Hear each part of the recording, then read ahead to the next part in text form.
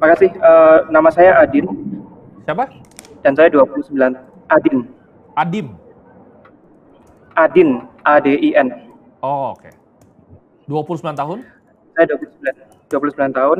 Saya seorang ASN Oke. dan sudah berkeluarga. Oke. Dan side hustle saya adalah saya menyediakan jasa research consultation, terutama untuk mahasiswa dan peneliti yang stuck di analisis statistik. Oke. Nah, tujuan saya untuk saat ini adalah di samping berusaha gedein income, juga ingin kejar betanya kripto dan sedikit porsi untuk very high return. Oke. Penghasilan saya adalah 9 juta per bulan, pengeluarannya 4 juta.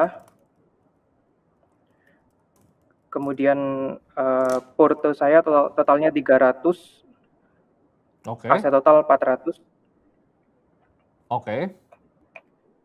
Terus saat ini alokasi porto saya ada di 60% USDT, Oke. kemudian 20% Bitcoin, 10% Hyperliquid, kemudian sisanya itu XAUT, kemudian TAO, dan BBCA. Oke.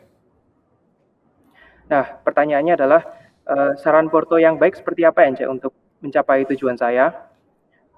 Kemudian saran untuk memperbaiki investment plan saya agar lebih efisien, apakah yang volatile kah atau yang less volatile? Oke. Kemudian yang terakhir, bagaimana caranya capture economic value dari skill yang kita punya sekarang? Oke. Skillnya apa Itu. aja? Coba lebih cerita tentang skill kamu. Skillnya expertise-nya di statistik, Cek, dan Ya. ekonomi.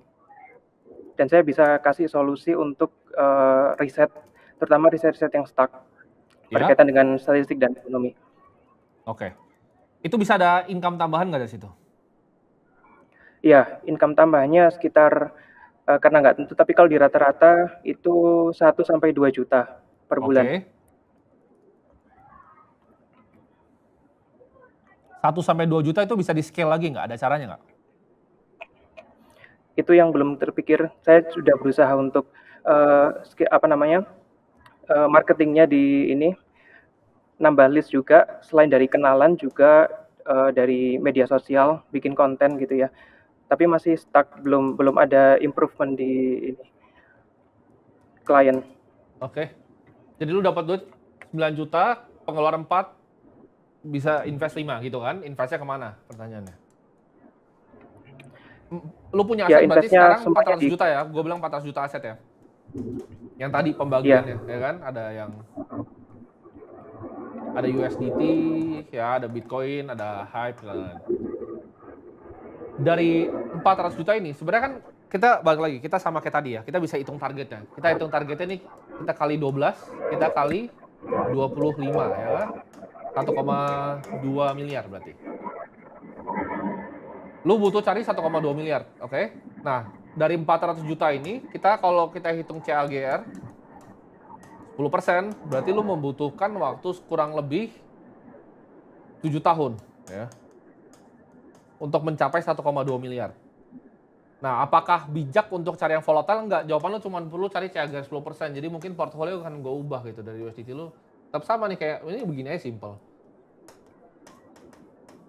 Atau world index, global equity ya ini ya. Ini gue taruh simple aja, cash lu kan suka USDT gede itu. Terus ini taruh Bitcoin dah. Nggak usah over complicate menurut gue. Karena lu tinggal stick to investment plan lu. Karena gini, ini rahasia besar dari investasi. Ini gue mungkin sharing di sini ya buat teman-teman semua. Orang tuh selalu banyak yang salah. Banyak yang nanya investasinya di mana gitu loh. Padahal yang pertama, itu paling penting adalah savings rate. Artinya apa? Bisa nabung berapa per bulan, ya. Yang kedua, paling penting itu adalah behavioral. Masuk keluar nggak, jual ketinggian, beli kemurahan. Ini apa yang terjadi gitu loh di dalam proses investasi kalian. Ketiga tuh baru investment selection.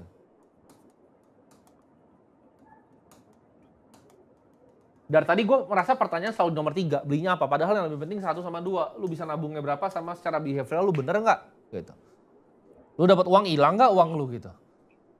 Oke. Jadi jangan fokus di investment selection. Investment selection tuh yang gampang ya. Yang susah tuh adalah behavioral dan juga savings rate-nya di-improve gitu. Oke? Cak, yang Lakuin plan yang 1,2 sama. M tadi itu, Kenapa? sorry, yang 1,2 M tadi itu apakah untuk 4% rule atau Iya, betul. bagaimana? Betul. Kalau kamu taruh di bonds Indonesia di 7% yield tuh kamu bisa hidup selamanya. Dengan pengeluaran kamu tanpa harus kerja. Jadi Apakah itu angka financial sudah freedom. inflation adjusted? Apa? Iya, in Apakah IDR itu sudah terms. inflation adjusted? Betul, inflation adjusted in IDR terms ya. Pakai data pemerintah. Oke? Oke, saya punya satu pertanyaan lagi, boleh Kak? Boleh.